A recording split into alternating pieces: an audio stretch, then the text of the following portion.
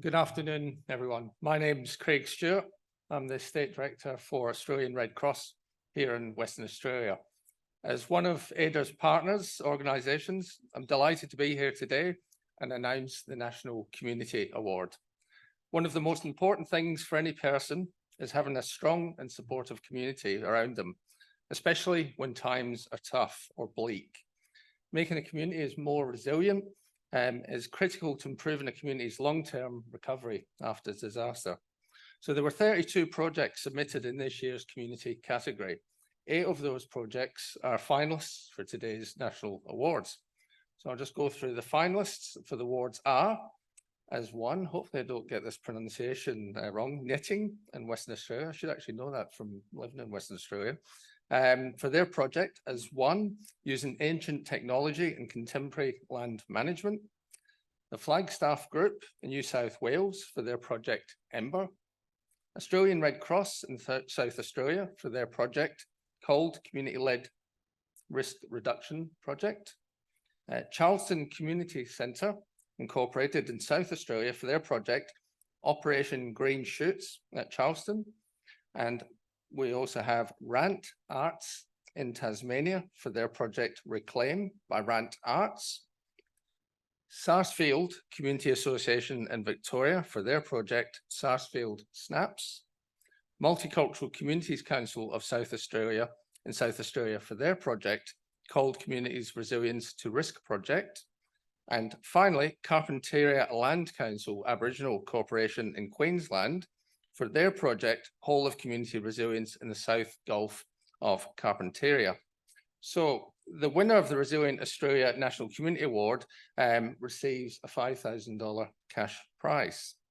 And I'd like to first announce the highly commended for the Resilient Australian National Community Award, which is, and I'm pleased to say, Australian Red Cross for their project called Community-Led Risk Reduction Project.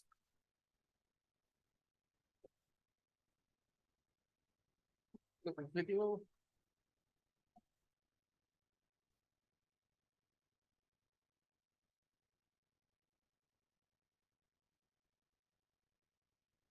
The CALL Community Locally Led Risk Reduction Project emerged in response to a need to empower culturally and linguistically diverse communities in South Australia. It's a collaborative initiative that recognizes the importance of adopting a whole of community approach, in which Red Cross facilitated a series of workshops which drew on those resources and skills from communities around strengthening their adaptive capacities of social connection, knowledge, security, and well-being.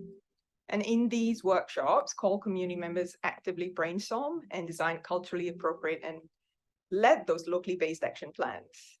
We then supported them to implement their prioritized action plans within their communities.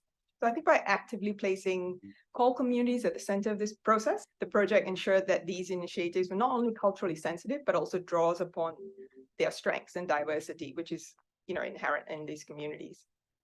And so the outcome comprised of 48 initiatives. They included things like event planning of a multicultural family sports day with a multi-hazard emergency preparedness team. They created multilingual emergency preparedness information kits. They organized emergency preparedness training workshops for young families, including their young children. And they even started providing specific risk-identified initiatives, for instance, like swimming classes for Muslim men and women.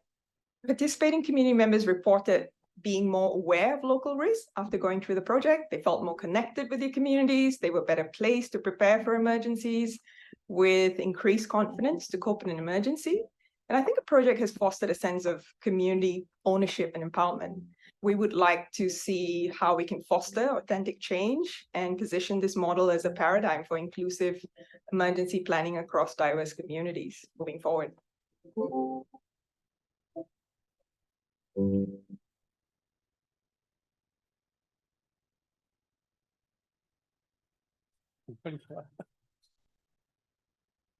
do get the award.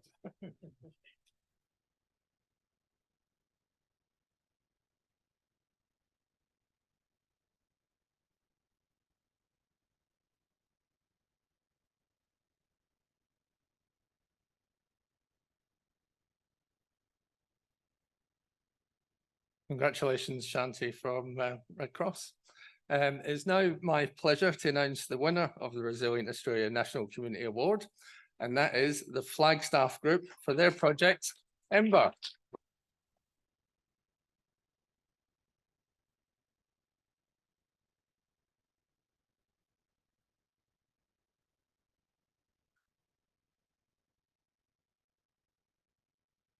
EMBER started during the black summer of 2020, when 80% of the Shoalhaven region was actually affected by the fires.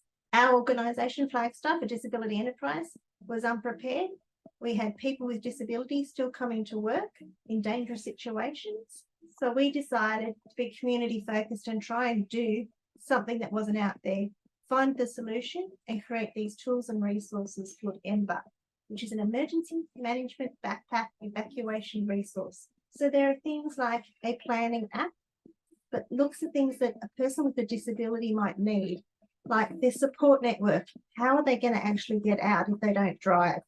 What medication do they need? What equipment do they need? We have emotion cards to help people express how they're feeling, and on the other side they can see what they can do to kind of calm them down in an emergency as well. We've come up with a lot of different tactile resources to help people with a disability providers, their families and carers. The design of EMBER was really for people with disability. People with disability had a say, very much part of that co-design process. Things that I've sort of witnessed is people taking pride and really being empowered about the fact that they have a plan, they're using EMBER checklists.